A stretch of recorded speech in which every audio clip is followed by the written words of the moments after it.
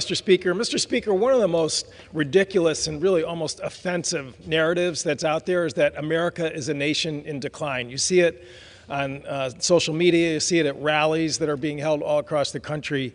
And I would suggest to all of my colleagues, if you really want to see the ultimate rebuttal of that argument, then you should go visit a facility like Naval Station Great Lakes, which is in North Chicago, and is the largest training facility for recruits going into the Navy since 1911. When I was at the National Convention back in August, I had a chance to stop by and visit Great Lakes Naval Station. I spoke at a graduation ceremony for 946 enlistees. It was just a magnificent sight. It was the melting pot of America.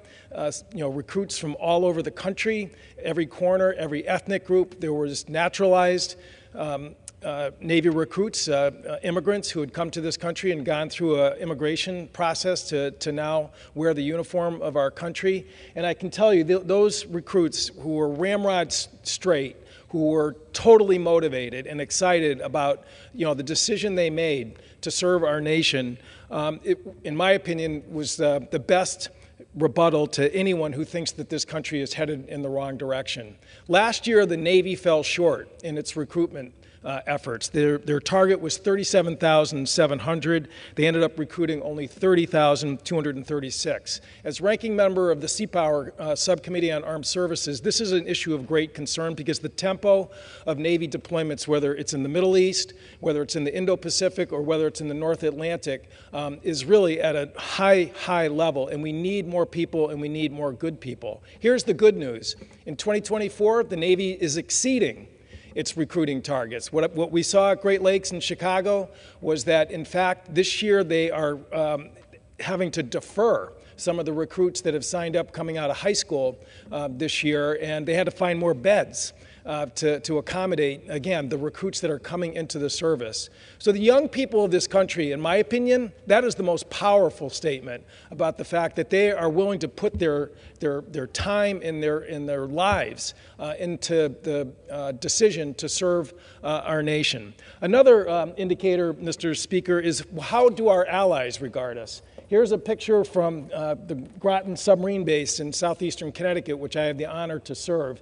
Last year, we passed a measure to establish the Australia, UK, US security agreement, AUKUS, which provides for those three countries to unite in terms of pushing back and rebalancing the security environment in the Indo-Pacific. Crucial to that is joint training of Australian naval officers and enlisted persons who, again, are going to be undertaking nuclear-powered submarines in the early 2030s, built here in the U.S. This is a graduating class of Aussies in Groton, Connecticut, the first enlisted group.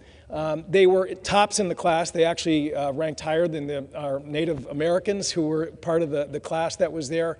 But the excitement and enthusiasm, the passion that they have for their work, but also their love for America was just so powerful. Talking to these young men who were there that day.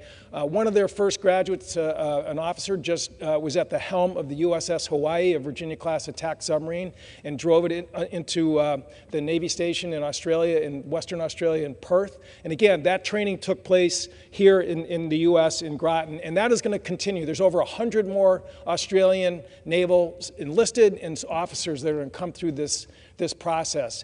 And those countries are committed, and they see the U.S. as really at the center in terms of, again, trying to provide peace and prosperity, supporting the rule of law, maritime freedom in the Indo-Pacific, which is under such great stress and strain. Again, we are not a nation in decline. The young people up at Great Lakes Naval Station and our allies who, again, are coming to the U.S. to, again, skill up and uplift in terms of making sure that the mission and the values and interests of democracies in this country are going to survive and prosper well into the 21st century. And again, I want to congratulate those sailors, and I want to congratulate particularly those enlisted young 17 and 18-year-olds who are out in Chicago who are going to do great things for our nation. I yield back the balance of my time.